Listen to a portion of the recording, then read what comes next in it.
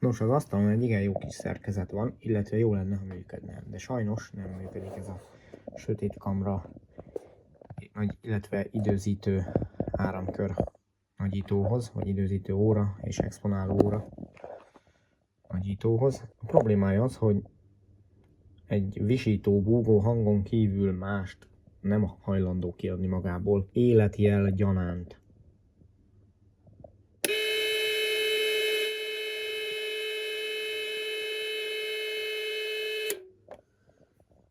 Igen zavaró, nulla kijelzés van.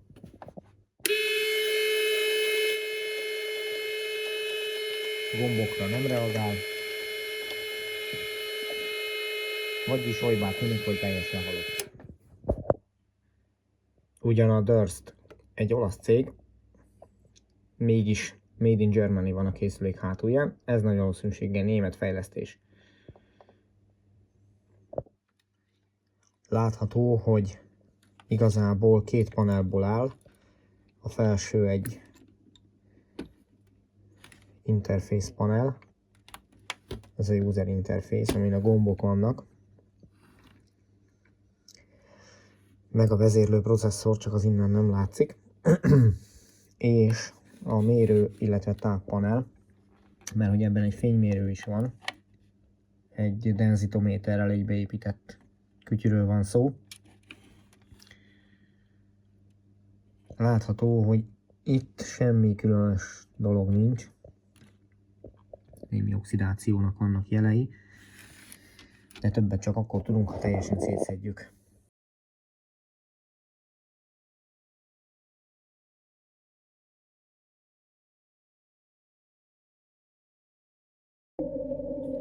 Ahogy eljutottunk idáig, az a felső panelt kivettük,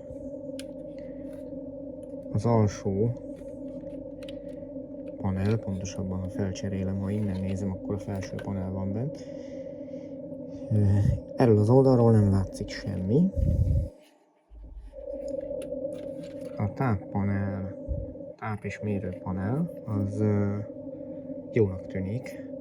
Van némi oxidáció rajta, ahogy mondtam az előbb, de nem vészes. Az interface panel másik oldalát csak akkor látjuk meg, ha kivesszük, hát rajta.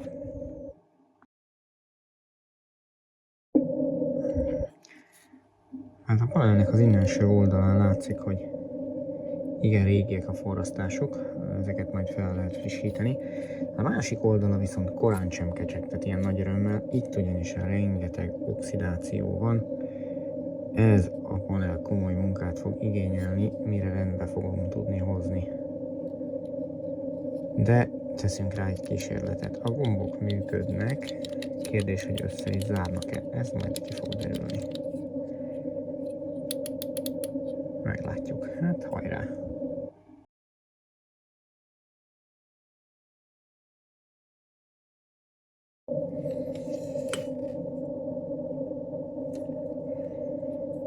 Látható, hogy iszonyat korrózió van mindenhol. Lehetséges, hogy mivel ugye fotográfiai laborban használják azt a műszert, vegyszert kapott. Nem zárható ki. Hát tovább.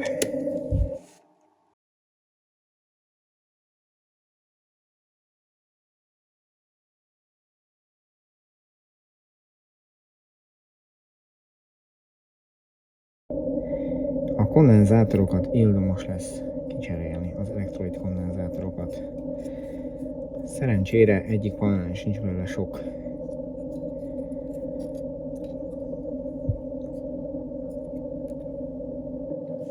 Amire nagy gondot kell fordítani, az itt a processzor mellett. A kvarc kristály, a start-stop gomb és környezete. Itt van a legnagyobb kár a panelnek.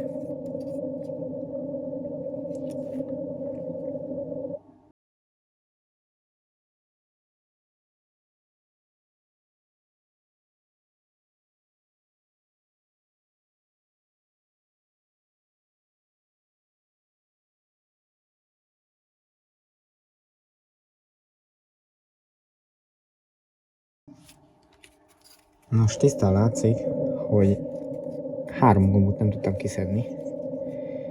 Az egyik a start-stop, pont azért, mert olyan szerencsétlen helyen van, hogy le van fedve fel a másik oldalról. Ezért le kell bontanom ezeket. A másik 2-t meg azért, mert alkatrészek alatt van beforrasztva. Az egyik a processzor alatt, a másik pedig az ellenállás, illetve bocsánat, a diódák alatt. Úgyhogy ezekkel még küzdenem kell. De már haladunk.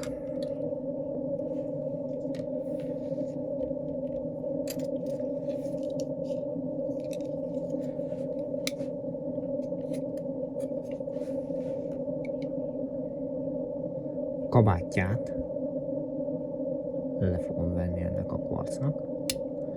Ez valamilyen okból ilyen rögzítés miatt került rá szerintem. Amúgy egyébként más jelentősége nincs, ez egy 4 MHz-es kvarc. Jellemző az ilyen áramkörökben ez az órajel.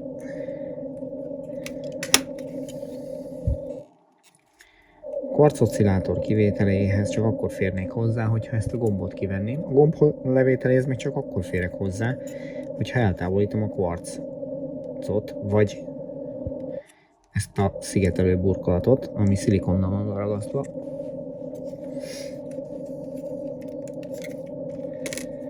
Egy kis nyers erő alkalmazásával ez most meg is történt. Ez helyett megteszünk másikat. A szilikont eltávolítani a panelról, az viszont már egy kicsit más történet lesz, de nem lehetetlen.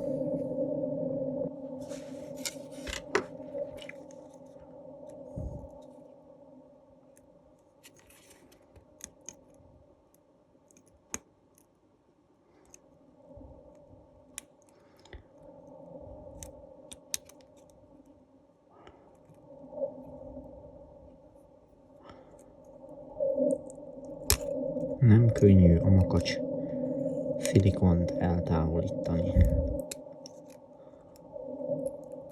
de nem lehetetlen.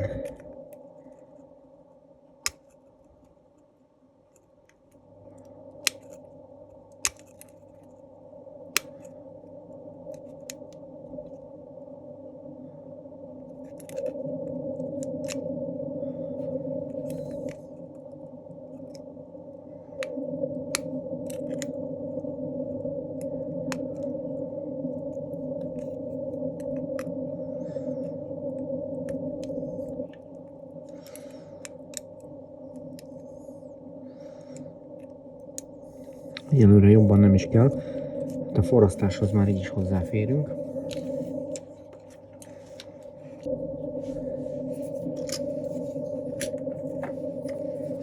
Lássuk, sikerül-e kivenni.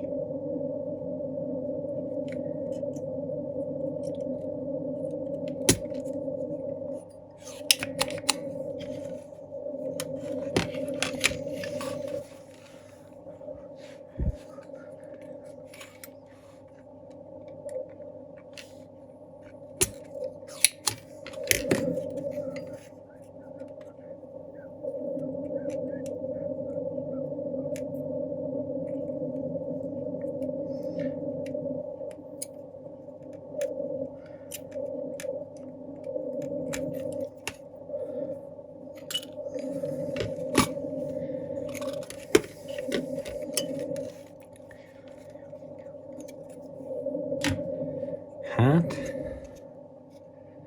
igencsak remek állapot uralkodik, teljesen elkorodálódott edek és viák. Érdekes lesz helyrehozni, meglátjuk. Lepucoltuk, akkor mit látunk ezen a részen.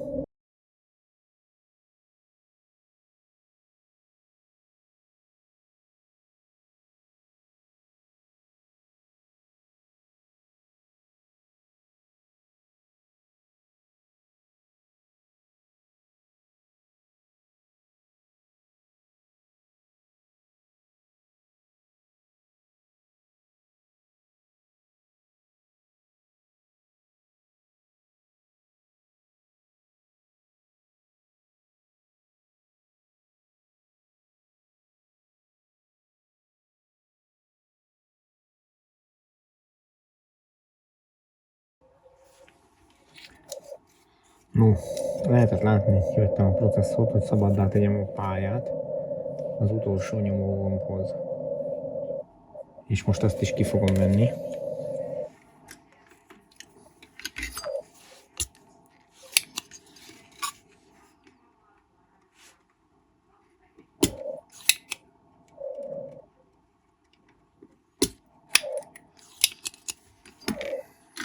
Ez az egyetlen levágott lábú nyomógomb az összes közül.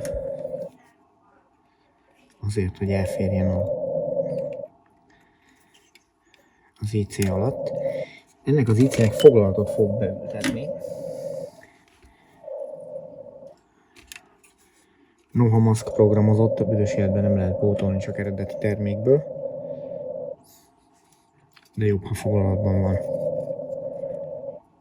Sőt, szerintem az összes IC-t foglalatba fogom tenni előbb-utóbb. No, akkor ez megvan. Még a tekercset, a kvarcot és a kondenzátort fogom kivenni, ez mindenképpen kell. Na meg persze ezt a gombot itt hátul.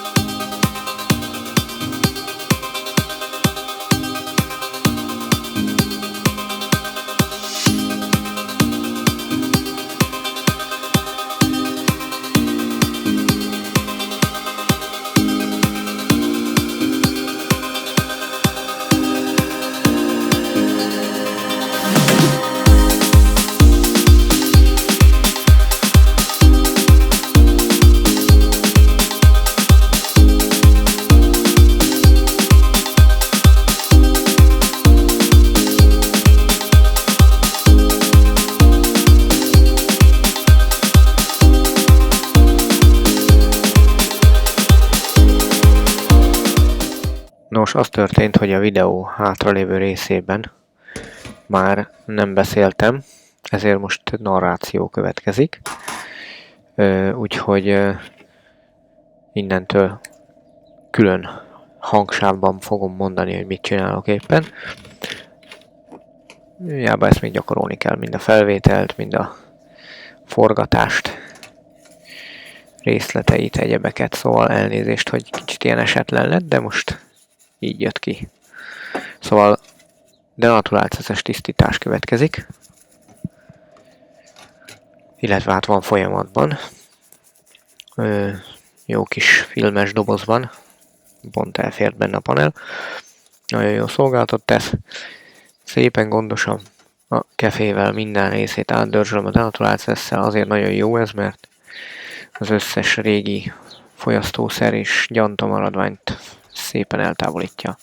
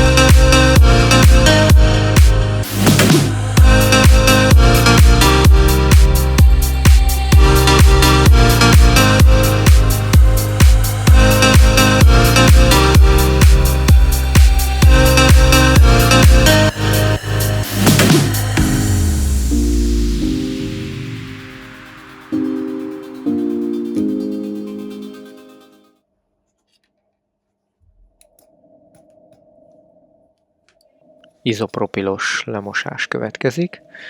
Izopropil alkohol, szintén a jó kis filmes edényben.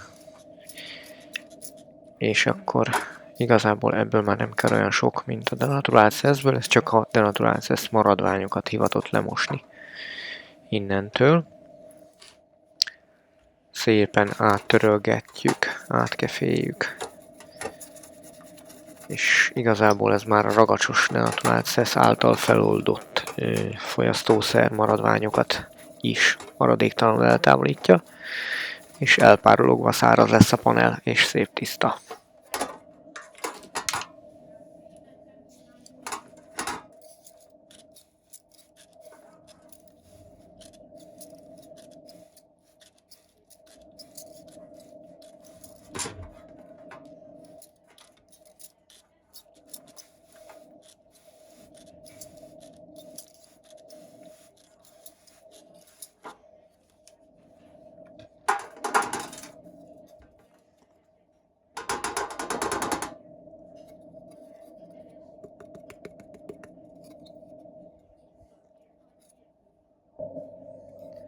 Van néhány olyan vezetősáv, ami esetleg problémákat okozhat.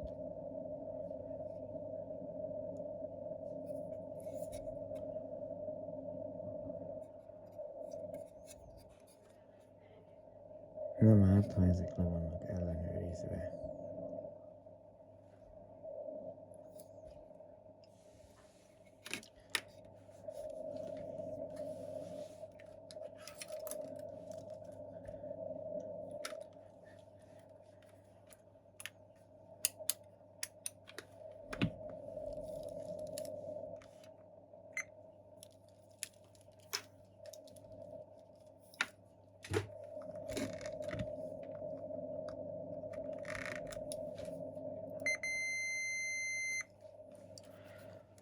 Most a vezetősávokat, amiket az előbb említettem, szépen gondosan átméregetem, és kiderül, hogy nem szakadt-e valamelyik, vagy nincs-e valamilyen zárlat, ami nem kívánatos, de ez utóbbi nem valószínű.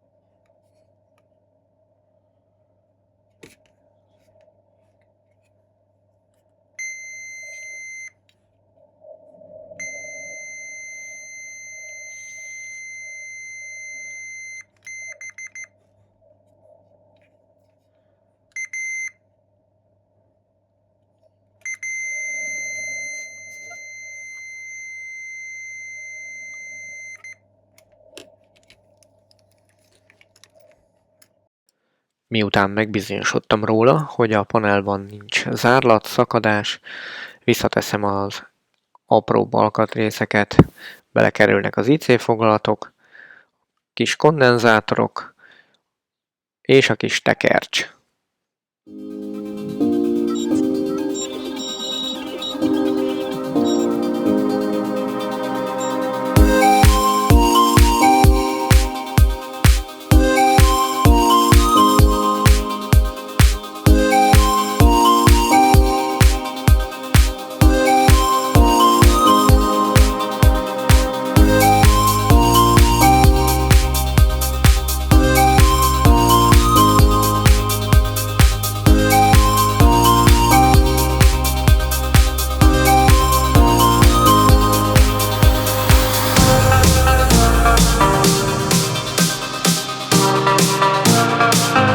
Már majdnem minden a helyén van, következik egy kis gombmosás.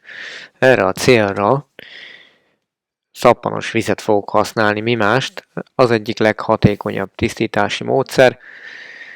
Jó erősen, kefével lezsírtalanítom a gombokat, kívül belül átmosom a billentyűket is, aztán ezt követően majd szépen meg lesznek kenve.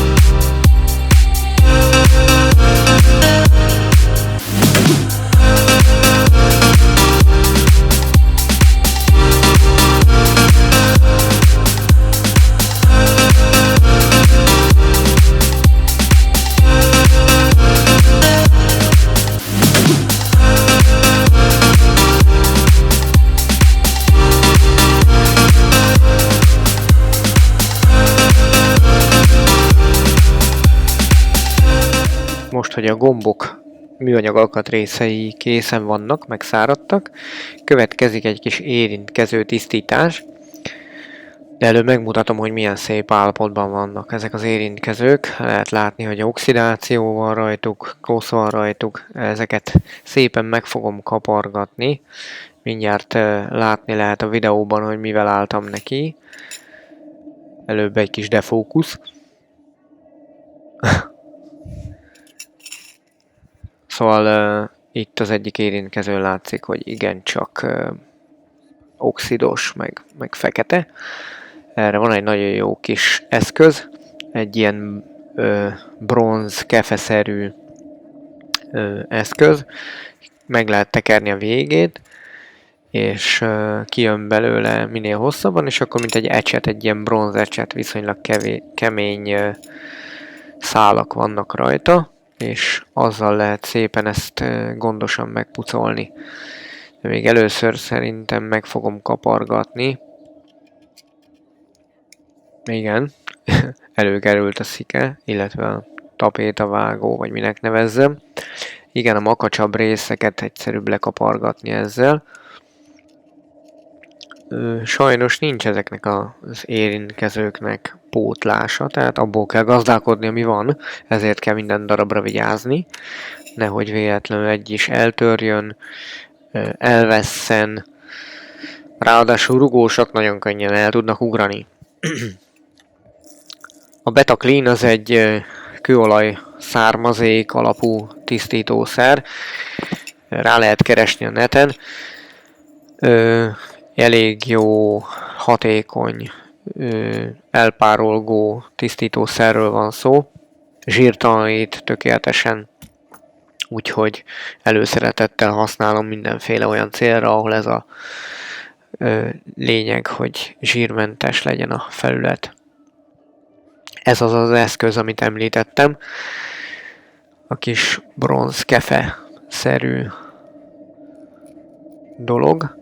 És akkor ezzel szépen meg lehet így kapargatni az érintkezőket. Aztán ezt az egy darabot a tisztítás után szépen kipróbálom, hogy hogy is néz ki. Működik-e a behelyezés után. És aztán utána az összes többit hasonló módon meg fogom tisztítani.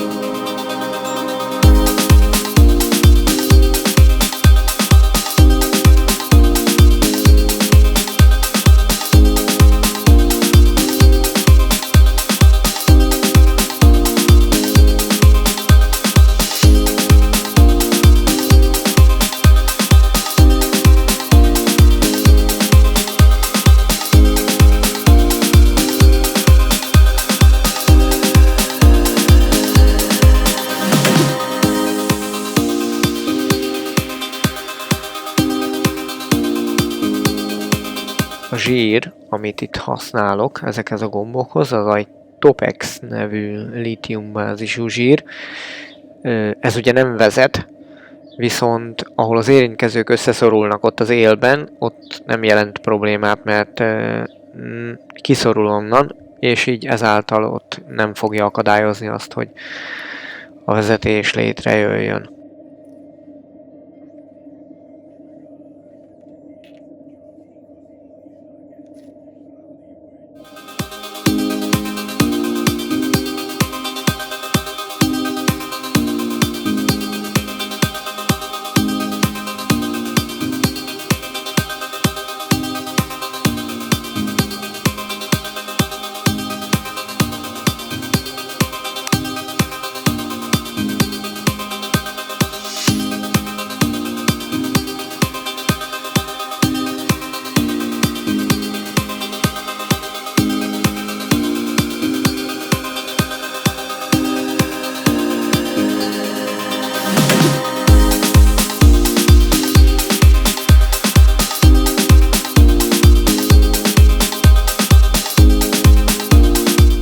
Ismét egy kis műszeres ellenőrzés következik. Most a gombokat szépen egyenként leellenőrzöm, hogy működnek-e. Így az összerakás után.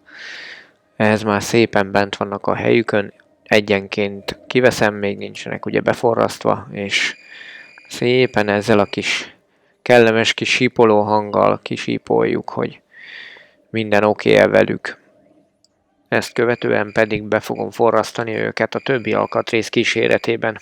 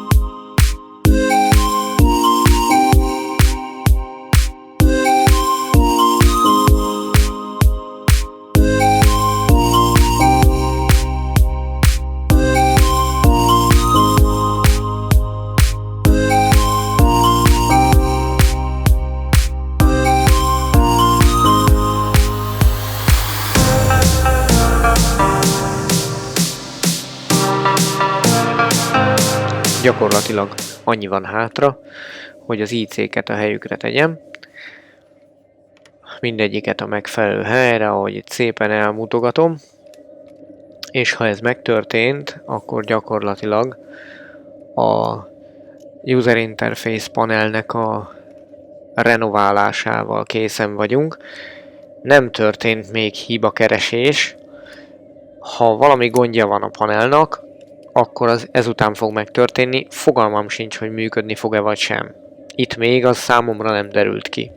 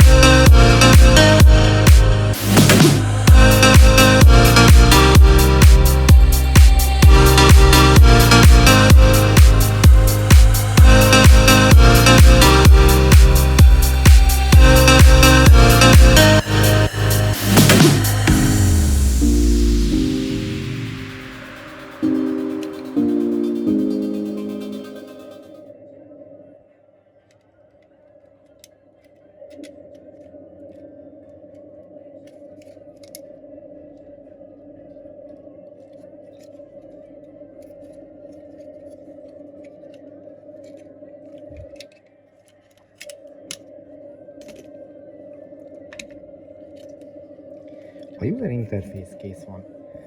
Ez a panel következik, a kondenzátorokat kell kicserélni.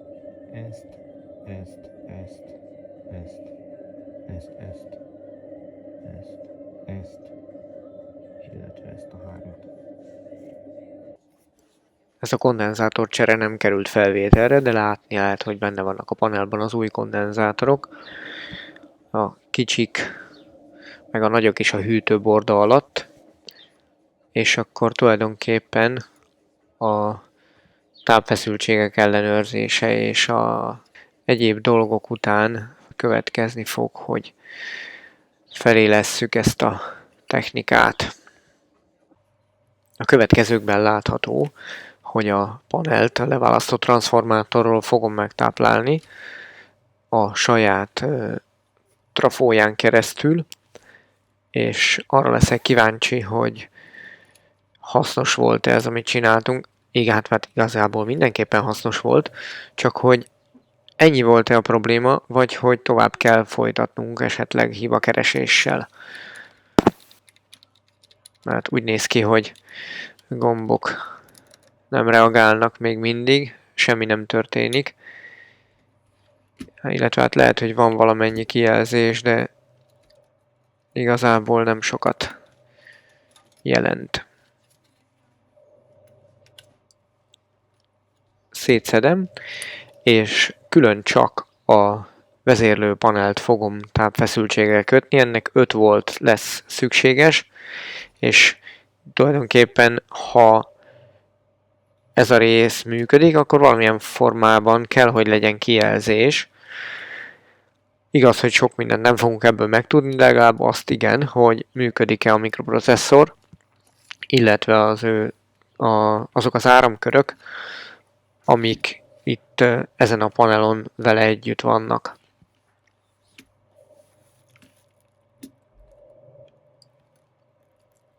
Látható, hogy 5 voltot fogok rákapcsolni. A tápegység 1-es kimenete az, ami per pillanat dolgozni fog, az van rákötve az áramkörre. Hát 220 milliamperes az áramfelvétel, és hát van valamennyi kijelzés, de ez nem igazán jó jel. Mivel hogy a gombokra még mindig nem reagál a szerkezet, ezért gyanítom, hogy ezen az áramkörön, vagy ezen a panelen van még valami hiba. Nem gondolnám, hogy a mikroprocesszor. Másra gyanakszom, meg fogom vizsgálni. Első körben mindjárt a processzor órajellel kezdjük. Be van állítva hozzá az oszcilloszkóp, és mindjárt rácsíptetem a mérőszondát az oszcillátorlábra, és ki fog derülni, hogy milyen órajelünk van.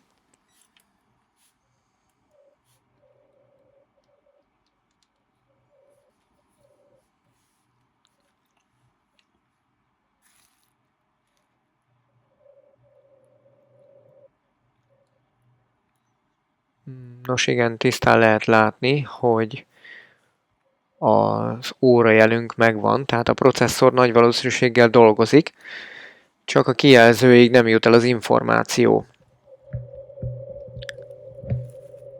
Egy kicsit közelebb hozom a kamerát, és látható is, hogy milyen frekvenciájú jelünk van.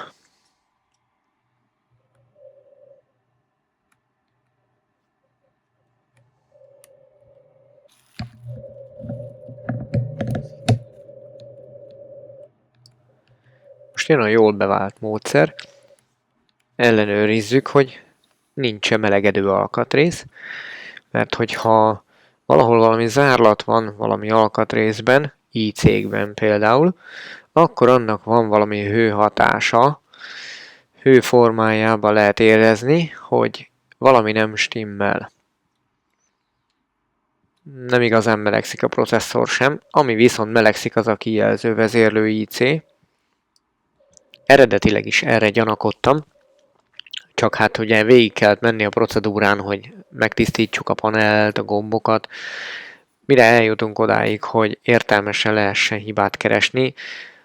Vannak alapfeltételei, hogy biztosítsuk valamilyen szinten az áramkör működését, tehát koszosan ne álljatok neki szerelni, illetve nem szerelni, hanem koszosan ne álljatok neki hibát keresni, vagy koszos áramkörön először mindig legyen megtisztítva, mert így elkerülhető az, hogy olyan zárlat, vagy átvezetés, vagy bármi legyen, amit szennyeződés okozhat. Egy szóval Egy tiszta áramkörön könnyebb hibát keresni. Most szépen egyenként ki fogom szedni az összes IC-t, és egyenként megvizsgálom, hogy tápot adva rájuk van-e valamilyen hőhatás. Olyan jelenség, ami nem kívánatos, ez rögtön ki fog derülni.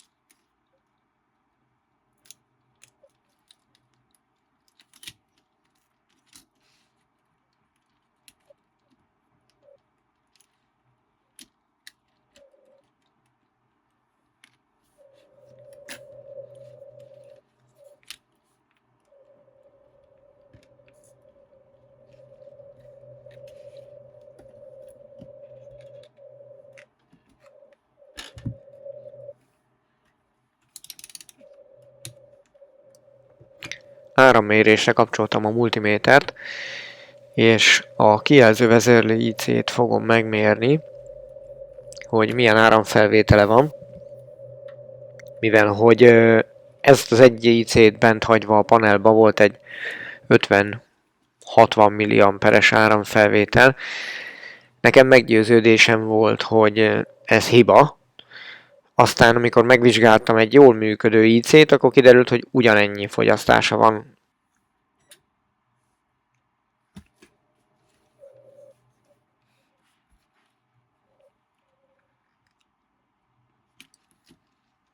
Igen, kézzel érezhető, hogy melegszik az IC. 51 milliamper 5 volton. Könnyen kiszámolható, hogy ez bizony negyed watt körül van, és ezt már lehet érezni kézzel, akár egy ellenállás esetében is. Jó lenne megtanulni beszélni, ugyebár. Látható az eredeti IC egy 7446-os, ami viszont nekem van, és bele fogom tenni, az egy 7447-es lesz, ami tökéletesen működni fog. A feszültségtűrésében van némi eltérés, ezt az adatlapról meg lehet állapítani. Ebben az 5 voltos áramkörben ez a 7447-es IC is tökéletesen megteszi.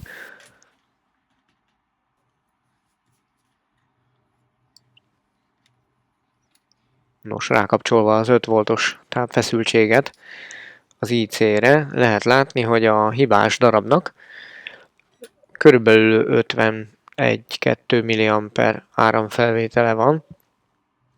Ahogy az előbb említettem, azt gondoltam, hogy ez a hiba, de mindjárt lehet látni, hogyha a másik IC-t ugyanígy tápfeszre kapcsoljuk, hogy annak mennyi lesz a fogyasztása.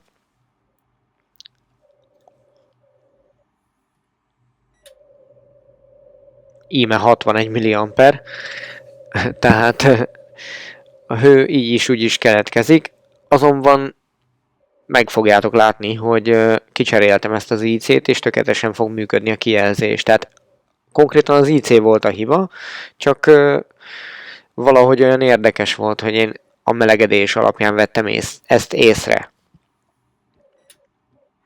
Hiába jó pap is holtig tanul. Tartja a mondás, ugyebár. Ugyanúgy melegszik lágyan az IC.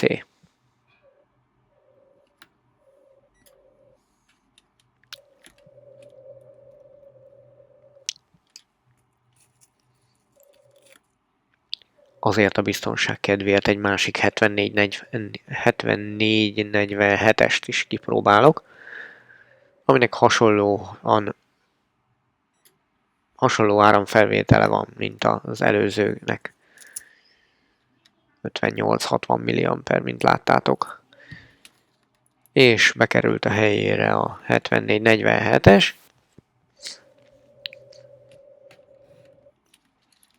Visszateszem a processzort is szépen.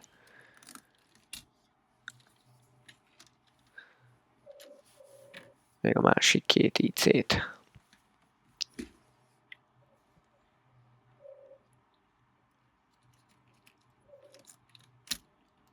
Ezért jók az IC foglalatok. Szeretem, hogyha egy több IC-s áramkörben foglalatok vannak, mert hibakerestést is megkönnyíti, meg a későbbi javítást is. És akkor jöjjön a tápvesz.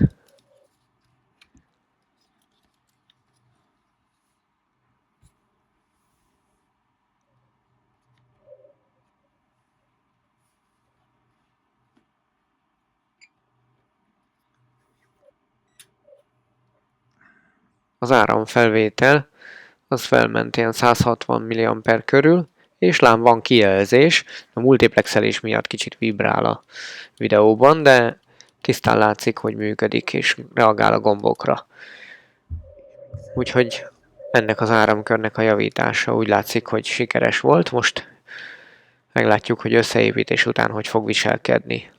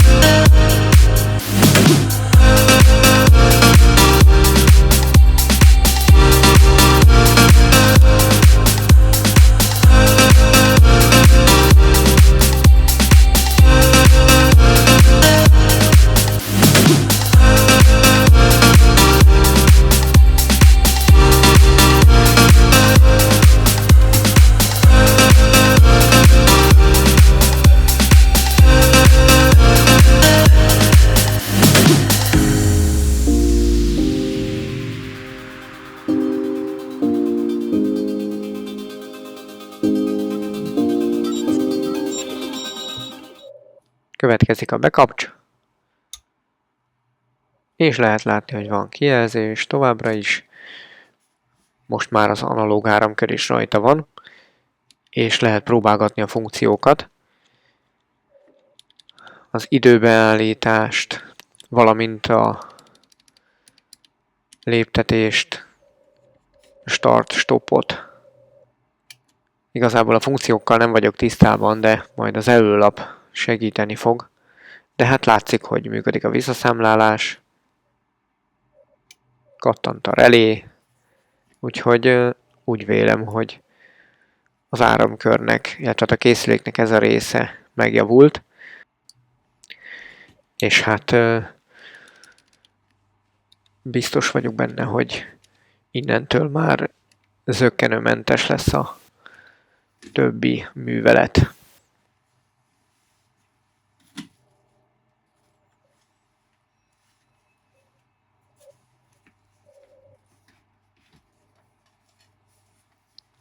Az előlapot segítségül hívva megnézem, hogy milyen funkciók vannak rajta, és ezt így lepróbálom. Persze nyilván ezt nem lehet így használható útmutató nélkül, de majd azt is beszerezzük hozzá a gazdájával, és akkor örülni fog, hogy a labor órája működni fog, és fogja tudni használni. Különféle fénymérés, időzítés, start-stop. Nagyon sokat tud ez a készülék. Megpróbálom összerakni, és ha valami hiányosság van, akkor azt még menet közben orvosolni fogom.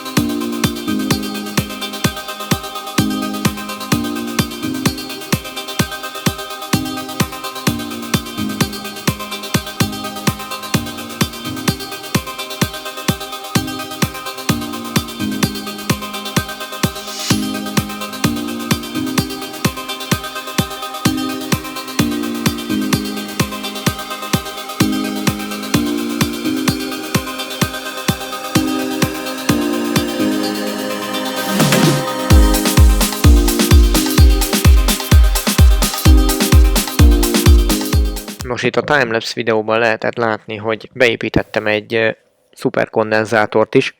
Erre azért volt szükség, mert a beállításokat a RAM-ban meg kell őrizni, ehhez pedig eredetileg egy nikkel-kadmium akkumulátor volt a készülékbe építve, de én ezt több szempontból is aggályosnak tartottam, mert elektrolit kifolyást okozhatott az eredeti akkumulátor, ettől is lehetett korrózió, és hát úgy ítéltem meg előzetes mérések és kísérletezések alapján, hogy egy szuperkondenzátor, egy 5,5 voltos szuperkondenzátor tökéletesen meg fog felelni arra a célra, hogy a beállításait több hónapon keresztül, vagy akár éveken keresztül is megőrizze ez a készülék, és nem beszélve arról, hogy a szuperkondenzátornak megvan az az előnye, hogy nem tudod túltölteni, mert ugye feltöltődik és úgy marad.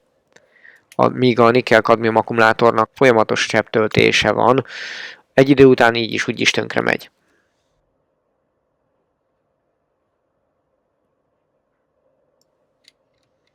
Most itt látható, hogy a beállítás után szépen ki fogom kapcsolni az egységet, és visszakapcsoláskor meg fogja tartani a beállítást. Kikapcs.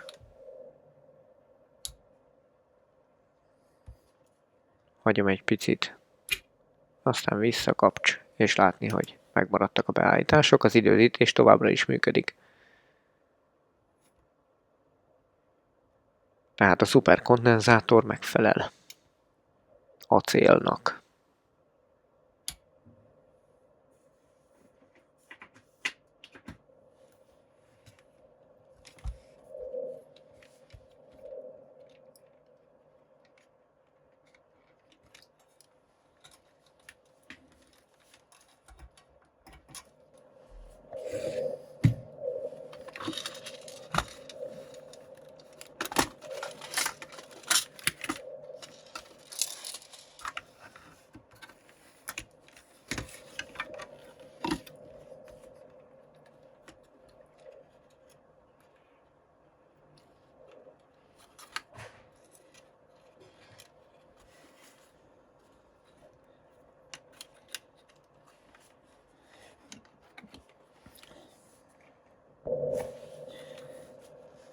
Nos, azért vannak itt olyan dolgok, amik a biztonságos üzemeltetést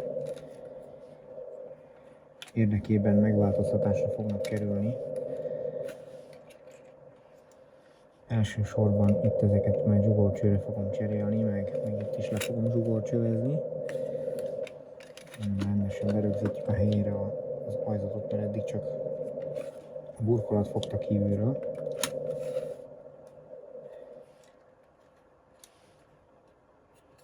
Nem beszélve arról, hogy ugye ez kettős szigetelésű berendezés, a nagyítógépek meg általában földeltek. Szóval azért ez érdekes, no mindegy. Ezt a kapcsolót is, a vezetékeket majd szépen. Hát ezek le is szakadt, úgyhogy ezt majd elintézem utána. Lámpavezetékek, ezt is majd rendesen beforrasztom, itt egyébként az a kapcsoló kiolja a lámpát, felnyílik, és akkor sötét kamera lámpa pirosan itt világít.